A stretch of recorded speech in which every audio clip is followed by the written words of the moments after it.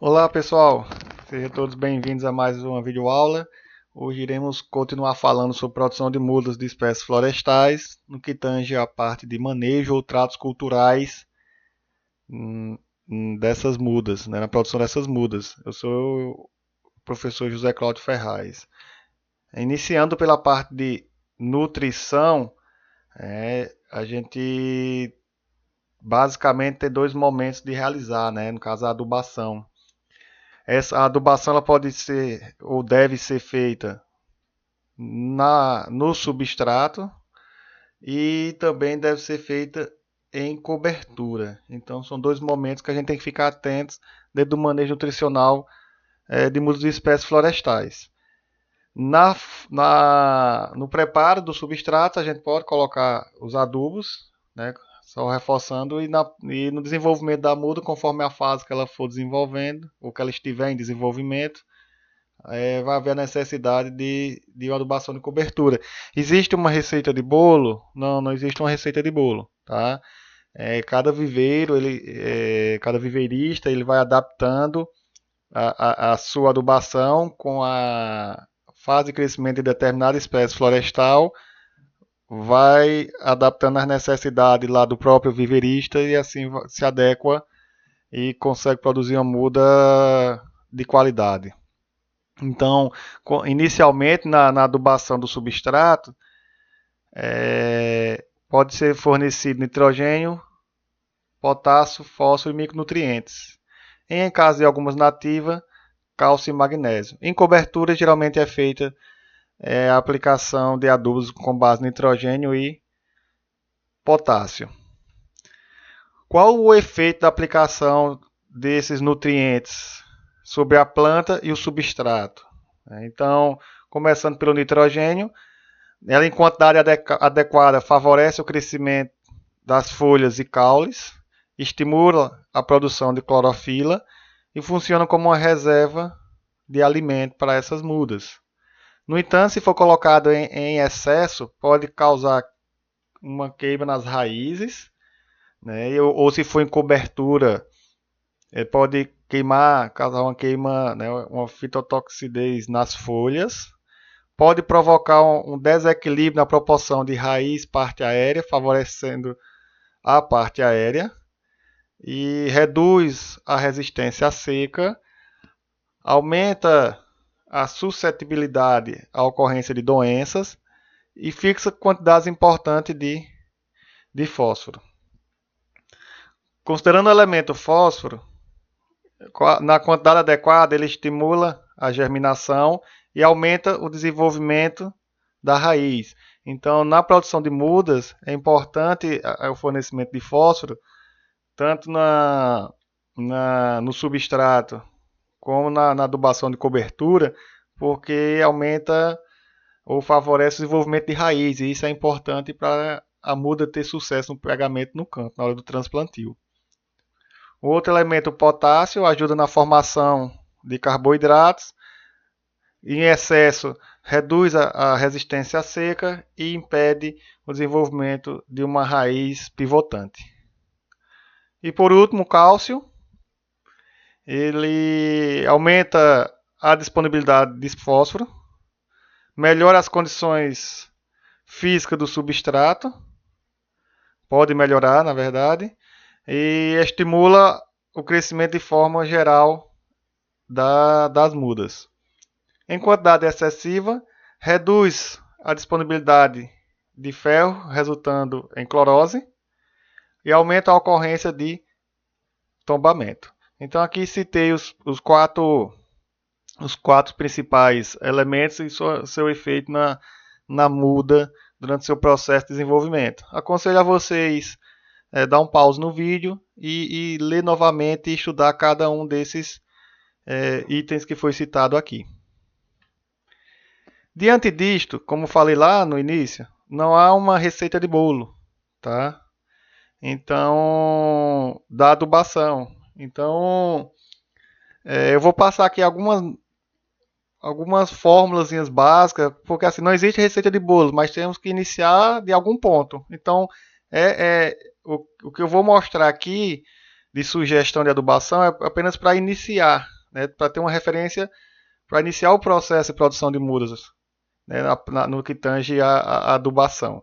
Então, a adubação em viveiro é indispensável, em função do substrato ser geralmente pobre em nutrientes. Então, aí já fica a lição, né? Então, na produção de mudas é importante ter adubação junto ali no início, na formulação do substrato, que aí vai onde vai poder propiciar a muda ela ter um arranque satisfatório inicialmente. A adubação deve ser recomendada com base em análise química do substrato. Então isso é fato. O que a gente tem que a recomendação da adubação tem que ser com base na análise do substrato.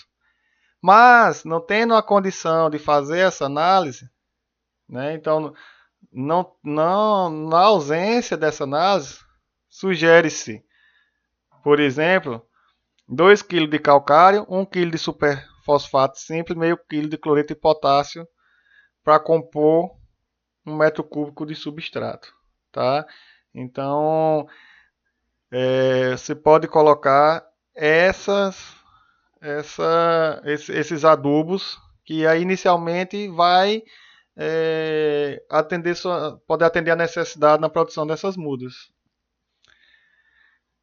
Com base na análise do substrato, aí durante o período de crescimento, então pode ser utilizado, se a sua produção for utilizando recipiente de saco plástico, 100 gramas da formulação 4,14,8, né, aqui é o NPK,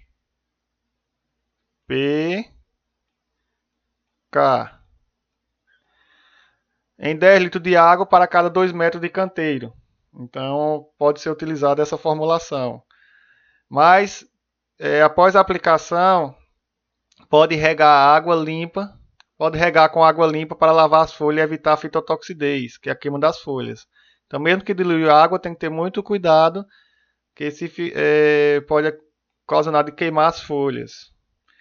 Deve-se repetir essa adubação para cada 15 dias, se a análise do solo, né, ou do substrato recomendar. Então, recomenda-se ainda a aplicação de micronutrientes no solo ou adubação foliar. Então, assim, a adubação, para ficar bem claro, ela vai depender de quê? Qual é a espécie florestal que você está produzindo a muda? Ponto. Outra coisa, qual é o substrato que você vai utilizar? Tá? Então, diante dessas duas situações, qual é a exigência da espécie florestal que eu vou produzir a muda? O que é que o substrato tem a oferecer? Então, a ideia da adubação é justamente isso. Ver o que a planta precisa, o que o substrato oferece, e aí entra com a adubação para suprir essa diferença. Então, aqui, essa recomendação que eu falei aqui, ela praticamente não leva em consideração a espécie florestal e nem leva em consideração o substrato. É um ponto de referência para começar a fazer uma adubação. Então, lembre-se sempre disso. Não existe uma receita de bolo. Você precisa dessas informações que eu citei anteriormente para poder fazer a adubação. Ainda no período de crescimento, se você estiver produzindo mudas utilizando tubetes, então é uma sugestão de adubação de cobertura: 4 kg de sulfato de amônio, 1 kg de cloreto de potássio e micronutrientes queletizados em 100 litros de água. São utilizados em torno de 8 litros dessa solução para irrigar uma bandeja, né, ou então várias bandejas que tem ali que totalizem 1000 tubetes. Tá? Então, assim, mais uma vez reforçando, aqui é só para a gente ter ideia de como que é feita a adubação. E a quantidade de adubo vai depender de qual é a espécie florestal, de qual é a característica química do substrato. E aí a adubação vem justamente para suprir essa diferença. Isso que eu coloquei aqui é para numa situação que você não tem essas informações citadas anteriormente. Então, você tem como dar um ponto de partida a partir daí e ir adequando, observando o desenvolvimento dessas mudas. O outro ponto dentro do manejo é a água, então a irrigação. A demanda hídrica vai depender de alguns fatores, como, por exemplo, a quantidade de água utilizada na irrigação vai depender do clima da região e da fase de crescimento. Está na fase de enraizamento, está na fase de crescimento, ou está na fase de germinação, está na fase de crescimento. Então, qual o momento de crescimento ela se encontra? Já está na fase de rustificação, então a necessidade da demanda hídrica vai depender de qual o momento se encontra aquela muda dentro de determinada região, porque o clima pode diferenciar de uma região para outra. Então, o que é que acontece se faltar água? Retarda o crescimento e pode aumentar a mortalidade, ou mesmo interferir na germinação e no enraizamento. O excesso também é problema, porque pode colaborar para o aparecimento de doenças. Então, um ambiente mais úmido, se tiver uma temperatura mais elevada, pode favorecer para isso. E um excesso de água pode acumular dentro do recipiente, do substrato, né, ali do saco plástico, do tubete. E aí esse acúmulo de água ali pode, entre aspas, encharcar e aí dificultar a presença, né, dificultar a respiração do sistema radicular, provocando uma anaerobiose e pode levar as mudas à morte. Então, é isso. Aguardo vocês na próxima aula. Um abraço.